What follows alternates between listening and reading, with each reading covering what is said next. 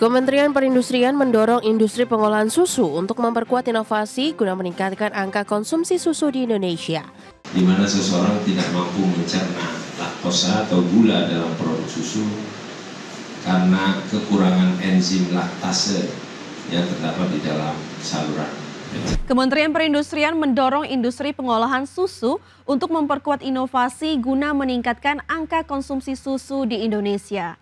Saat ini, tingkat konsumsi susu masyarakat Indonesia masih sebesar 16,1 liter per kapita per tahun, setara susu segar di bawah rata-rata konsumsi susu sejumlah negara di ASEAN. Kementerian Perindustrian mendorong industri pengolahan susu untuk memperkuat inovasi guna meningkatkan angka konsumsi susu di Indonesia. Pasalnya saat ini angka konsumsi susu di Indonesia masih di bawah negara-negara di kawasan ASEAN. Tingkat konsumsi susu per kapita masyarakat Indonesia masih sebesar 16,1 liter per kapita per tahun setara susu segar. Angka konsumsi susu di Indonesia masih di bawah negara Malaysia yang mencapai 50,9 liter per kapita per tahun, Singapura sebesar 46,1 liter per kapita per tahun, dan Vietnam sebesar 20,1 liter per kapita per tahun. Menurut Wakil Menteri Perindustrian Faisal Riza, masih rendahnya tingkat konsumsi susu di Indonesia disebabkan tingginya intoleransi laktosa pada anak. Kondisi ini membuat anak tidak mampu mencerna laktosa dalam produk susu. Di mana seseorang tidak mampu mencerna laktosa atau gula dalam produk susu karena kekurangan enzim laktase yang terdapat di dalam saluran pencernaan. Kementerian Perindustrian juga mendorong industri pengolahan susu untuk berperan aktif meningkatkan serapan susu segar dalam negeri serta menurunkan impor bahan baku yang saat ini mencapai 80% dari total kebutuhan nasional. Dari Jakarta, Ade Firmansyah, IDX Channel. PT Pertamina Geothermal Energy Tbk terus berupaya dalam meningkatkan eksplorasi dan pengembangan geotermal dengan kompetensi pada pekerja hingga menyusun rencana yang inline dengan tata kelistrikan nasional. Dengan hal tersebut, manajemen pun yakin target 1 gigawatt dalam 3 tahun ke depan dapat terrealisasi. PT Pertamina Geothermal Energy Tbk menargetkan kapasitas terpasang pembangkit panas bumi atau geotermal dalam 2-3 tahun ke depan mencapai 1 gigawatt. Dari kapasitas terpasang saat ini sebesar 727 megawatt.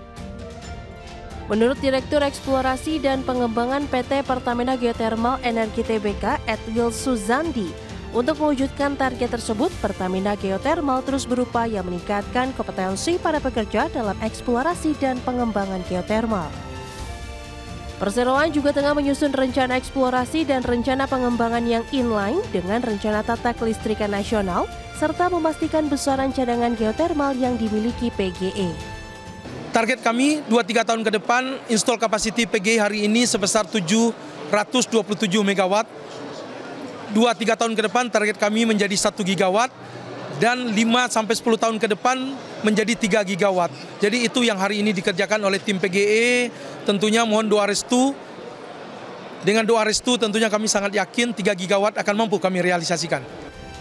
Pertamina Geothermal Energy juga akan terus berkolaborasi dengan para stakeholder terkait guna dapat membantu percepatan dalam merealisasikan target. Manajemen pun tetap akan melakukan pembelajaran dari proyek-proyek sebelumnya agar ke depan dapat dengan mudah merealisasikan suatu proyek. Dari Jakarta, Riki Anwardi, IDX Channel. Badan Gizi Nasional akan membentuk tim investigasi guna menyelidiki tingginya angka keracunan makan bergizi gratis. Dan informasi lengkapnya berikut ini.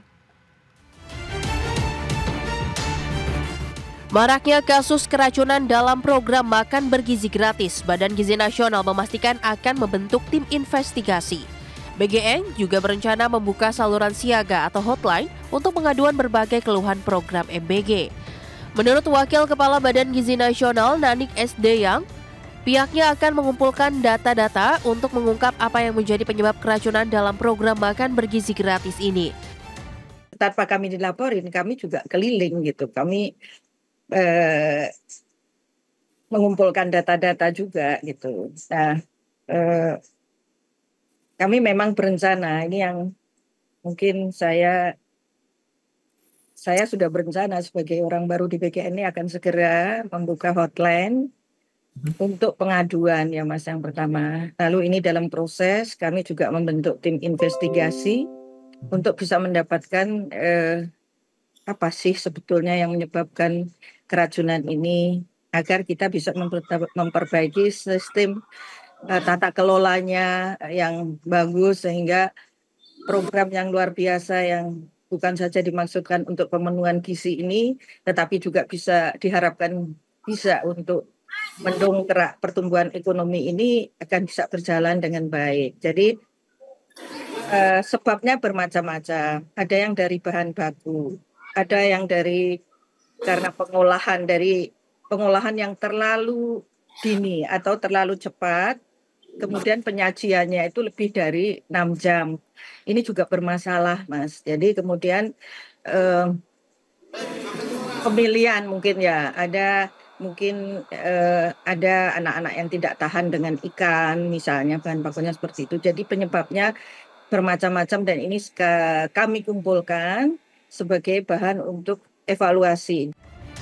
Sementara itu, Menko Pemberdayaan Manusia Muhaimin Iskandar meminta masalah keracunan MBG ini harus segera dievaluasi agar persoalan serupa tidak terulang di kemudian hari. Muhaimin juga mendesak Badan Gizi Nasional bergerak cepat mengusut masalah ini. Semua jenis kejadian harus dijadikan bahan evaluasi. Yang kena keracunan, yang sistemnya lamban, yang berbagai hal harus dijadikan pembenahan. Tentu saya minta kepada BGN untuk benar-benar menuntaskan problem-problem yang nyata-nyata ada. Nanti kita tunggu. Berdasarkan data Badan Gizi Nasional, kasus keracunan yang terjadi di wilayah 1 yang meliputi Sumatera, tercatat sebanyak 1.281 orang diduga mengalami gangguan kesehatan setelah mengkonsumsi MBG. Sementara di wilayah 2 yang meliputi Pulau Jawa tercatat sebanyak 27 kasus dengan jumlah 824 peserta didik mengalami gangguan kesehatan usai menyantap menu MBG. Sedangkan di wilayah 3 yang meliputi Kalimantan, Sulawesi hingga Papua tercatat 11 kasus dengan total 824 peserta didik mengalami gangguan kesehatan.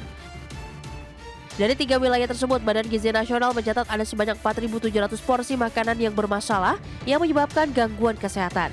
BGN berjanji akan terus memperketat mekanisme penyaluran makan bergizi gratis. Dari Jakarta, Tim Liputan, IDX Channel.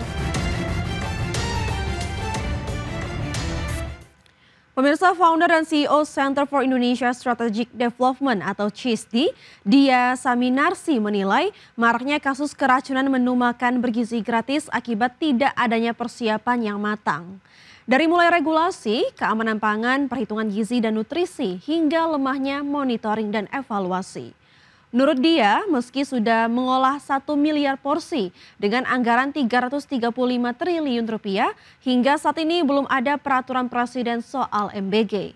Absennya Perpres ini menjadi penyebab tidak adanya payung hukum hingga petunjuk teknis pelaksanaan MBG. Dengan tingginya jumlah kasus keracunan, CISDI mendesak pemerintah segera menghentikan sementara pelaksanaan MBG untuk dilakukan evaluasi total. Program makan bergizi gratis ini belum mempunyai perpres yang sampai hari ini masih ditunggu. Kenapa perlu perpres? Karena butuh petunjuk-petunjuk atau aturan-aturan yang nantinya harus ditranslasikan ke dalam petunjuk teknis.